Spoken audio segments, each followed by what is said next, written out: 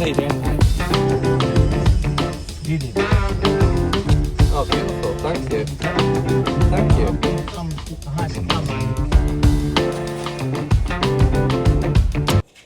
All right, we have got the car fixed up. The noise was killing me, man. Absolutely killing me. But it's 3 p.m. and we have been dealing with a lot of admin this morning. So walk you through it because you might learn something. Who knows?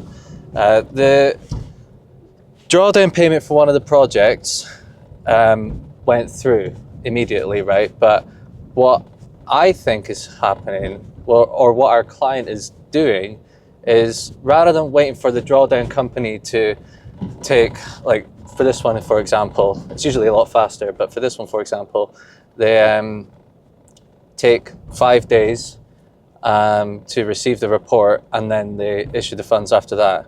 Now, if the builder's invoice is due this Friday, what do? Subbies need paid, the lads need paid, you know, it's a difficult one. So what I think is happening with this client is, I have to confirm it with them because it's pretty clever, is they're just using their own capital, and then they'll get the drawdown funds when it comes through, and then they'll just keep that. Therefore, the builder gets paid on time and he's happy. And when they do a drawdown, they get like a large drawdown, so they do less drawdown payments, or less drawdown visits, and payments, because you save money. You have to pay like £600 per drawdown visit for the surveyor to come out. So you save money on that front, you do large payments, and then the builder will request save funds, they'll pay them this time, and then the builder requests another invoice in say 2 or 3 weeks, and they'll pay them then from the a portion of the large drawdown payment. So it's paid immediately, so it's always on time. Like with this project, it's always on time. Actually, it's always early. So the builder's really happy, and it's definitely something that I want to implement into the future, which is something that you could do too if you do drawdown finance. It's really, really good in that sense. I also applied to be on Prosperity Network when they come out to the projects and film, because I spoke with the guy that I met yesterday, and he's in Prosperity. Now, he was saying what he done and what other people do. They basically, at Prosperity, they record videos, and it's somewhat like Homes Under the Hammer, but they put it on their portal. Now, I thought, oh, maybe not many people watch this because you got to like go in the portal, then you got to go in the sections, and you got to watch it. But he was saying that quite a lot of people watch that and they learn a lot. And from our projects, with all these things that have happened, I want to provide that value too. I want to be able to help as many people out, and from a personal branding perspective, I want to grow the brand a wee bit more. I want to do a lot more and get that exposure. So I've inquired with them. I want to go on that. And I've spoken with the new builder for a new project. This is something that you should probably do whenever you start a new project or something. I'm meeting the builder in a couple of weeks before the project starts, so we can outline exactly what's going to happen, like the interior design, how we're going to work together, how does he operate. You know, if it's a new builder, for example, like I've known this builder for a long time, haven't used him on one of our projects yet, so I want to see how we're going to work well together. I've got my systems in place, and he's got his systems in place now. He's got to make sure that they align, and this is it, and that's that. It's just about getting ahead of things and preventing any problems down the line. And also, another builder has been paid his drawdown payment. It's just a lot of stuff like that. A lot of like invoices being paid, a lot of getting ahead of schedule on future builds and stuff, you know, just important things like that. But growing my network, I know it's like a running thing, but if we're going to do this in real time, if we're going to do this together, then things don't happen in a day. You don't grow your network within a day. So that's something that's going to take me a wee while. And I've reached out to, on Friday's video, if you watched that, saw me reach out to like groups and stuff. More people have reached out to me, and I'm setting up more meetings. My goal, here's a good goal for you, set up 2 meetings a day. How would you get 2 confirmed meetings a day? You probably have to reach out to about 5-7 people a day, and some people might not be able to do it. Some people are busy, some people may not reply, etc., etc. So the goal is to have 2 confirmed meetings, whether it's on Google Meets or whether it's in person, but 2 confirmed meetings.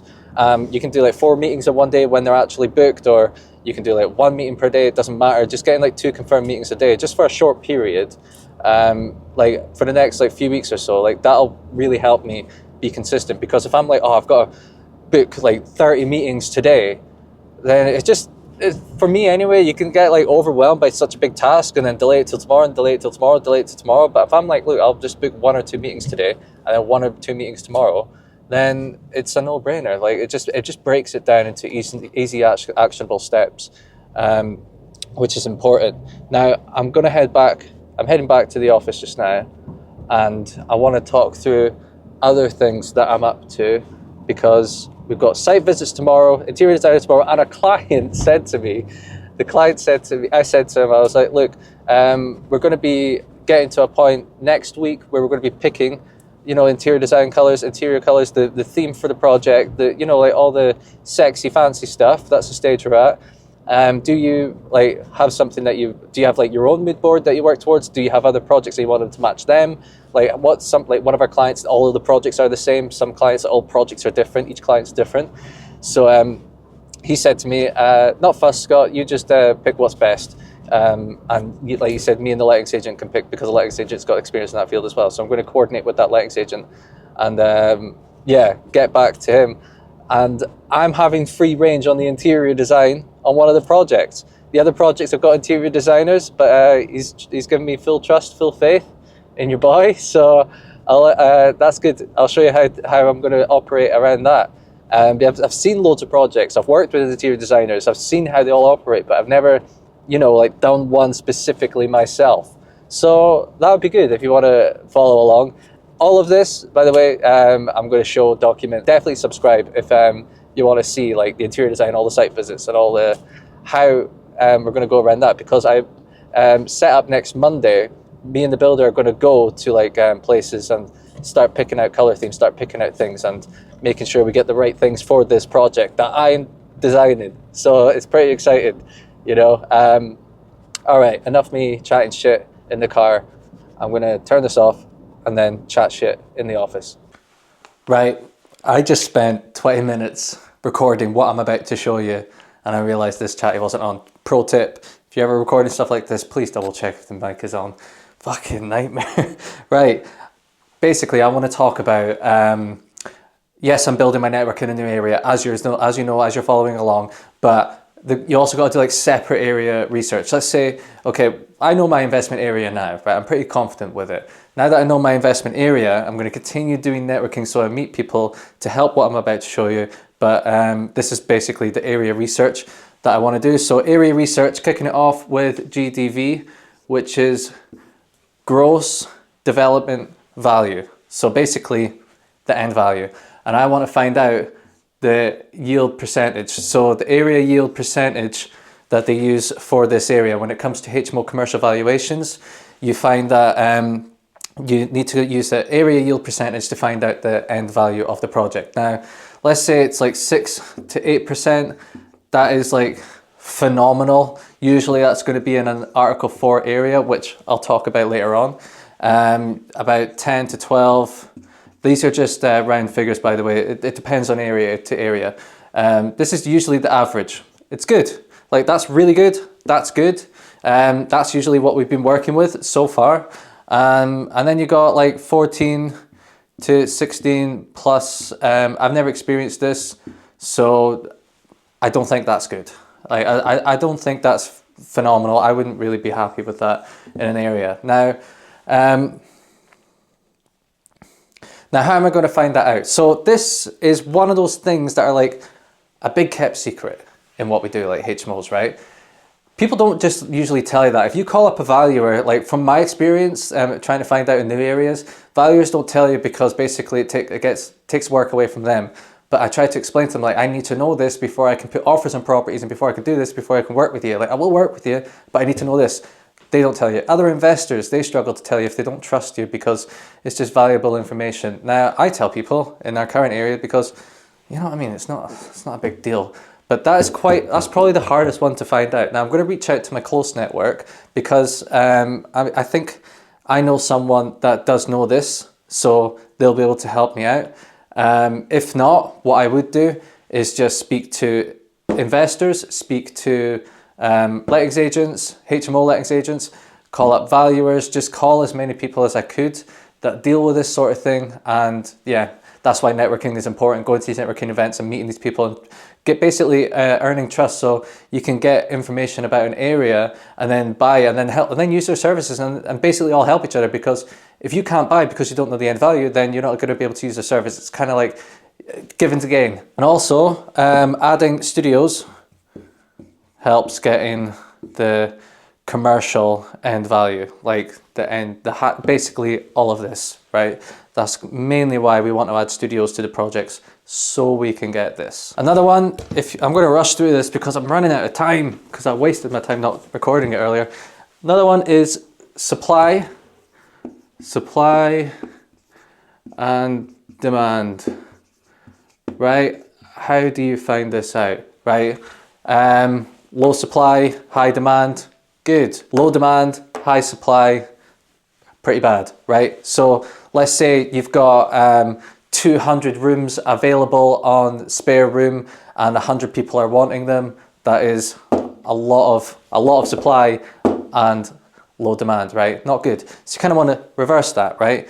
You want, say, I don't know, round numbers, 100 rooms available, but 200 people want them. Okay, so 200 people are trying to get these 100 rooms. That's pretty good. But what we do, we bring studios. Mentioned this before.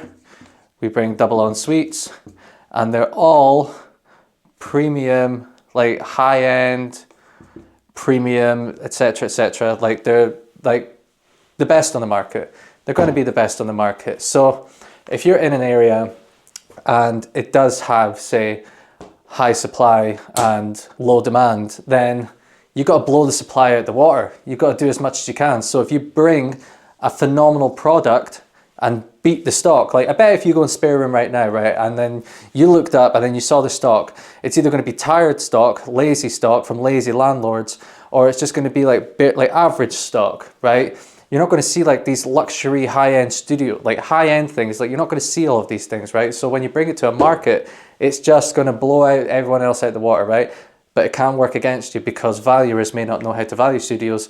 If there's not really much of a supply of studios, they might think, how do we value these things? And then they've got to kind of like either guess or go off like other studio apartments, and it might not be fully accurate. So it's like a double-edged sword. If you bring a good product to the bad market, then you are in a phenomenal position regarding this, no matter how it goes. But also valuers may not know how to value your product because they've not seen it before. So double-edged sword. Next one, price ranges. Extremely important because this varies. You've got to have like multiple scenarios planned out. So for our projects, we want minimum for our clients, minimum 20% return on investment. That is the threshold. Some people for like their own investment, they may prefer like X amount cash flow per month, like net gross, X amount cash flow per year, you know, etc., like, or yield, you know, that's just our one. But when it comes to projects, you might find that you're doing a project and it costs, say, 200 grand, right? And the refurb is, I don't know, 160 grand. You might get into it and then realize you've overpaid because your refurb is high. So you have to find out what your max price is, but this can vary because if the project is really high, right, you've got a 200 grand project and the refurb is now 120 because it's a lot lower, then you can up that. You can now afford that because you're spending less on the refurb because you're not doing like L-shaped dormers, you're not doing like large extensions, so you're spending less on the refurb, therefore you can up your offer. However, if you are doing a large one, then your offer can only be, say, 160k and your refurb can be, I don't know, 200k for round numbers. That's when you're doing like your full L-shaped dormers, you're doing 6 meter extent, you're doing all these big things, right? Therefore, your max price is 160 because of the higher refurb. So you've got to think like two scenarios. If the property is huge and we're not doing much work to it, then this is what our price range is. However, if it's like a small property and we need to bring it up in size and floor space, then this is our price range. So it's not just finding one price range, it's like playing all the scenarios. For this kind of project, what's our price range? What's our price range? And just basically preparing for that because you don't want to overspend and over offer and then like screw yourself mid-project, right? So rents, very important, X amount per calendar month.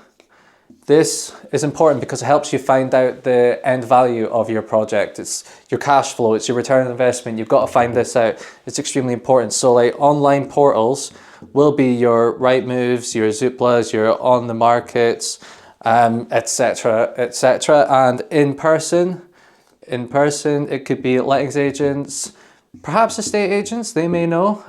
Sometimes they're joined together.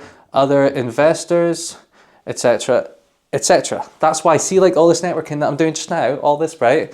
That's why that's really important, so I can find out that, okay, I can't do anything for my clients or even myself until I know important information like this, okay? Because is it even worth it? Because this contributes to the end value, it contributes to the cost. It's extremely important. However, whilst I'm doing all the networking, just spend a wee bit of time on the online portals. On Rightmove, it's let agreed. If you want to like guarantee, well, nothing's guaranteed, but like, you know what I mean? Like the closest to guaranteed rent, okay? So let agreed, important as well. Doesn't have to be, but I like using that. Zoopla, On the Market, etc. Spare room, another one. Spare room, you can do dummy ads.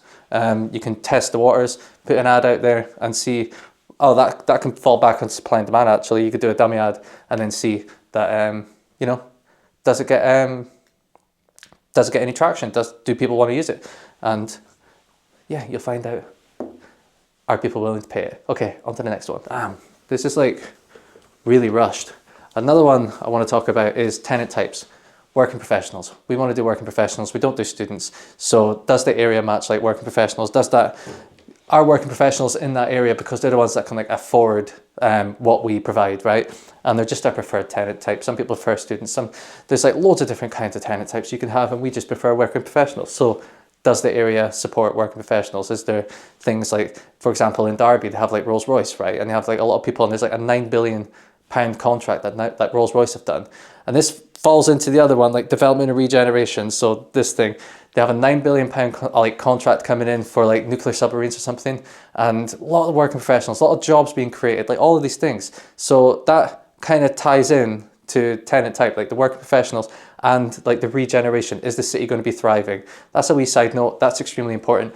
I couldn't bother writing it up, but definitely really important. And Article 4, also really important.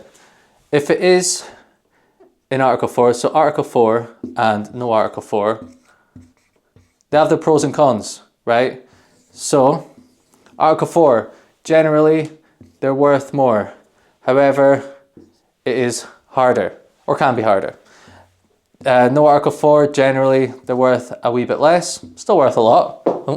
All of our projects aren't in Article 4, they soon will be, but they're not just now. But generally they're easier. Now, because there's easier, there's more competition. Less experienced people generally go to that, and then, you know, more experienced people go to that. So a pro up here is that there's less competition. However, more hoops to jump through, less hoops to jump through. Fucking lid, honestly. So like all of these things, right? There's definitely like pros and cons. Find out, are you happy doing outside Article 4? Do you want to do inside Article 4? Do you want to mix and match?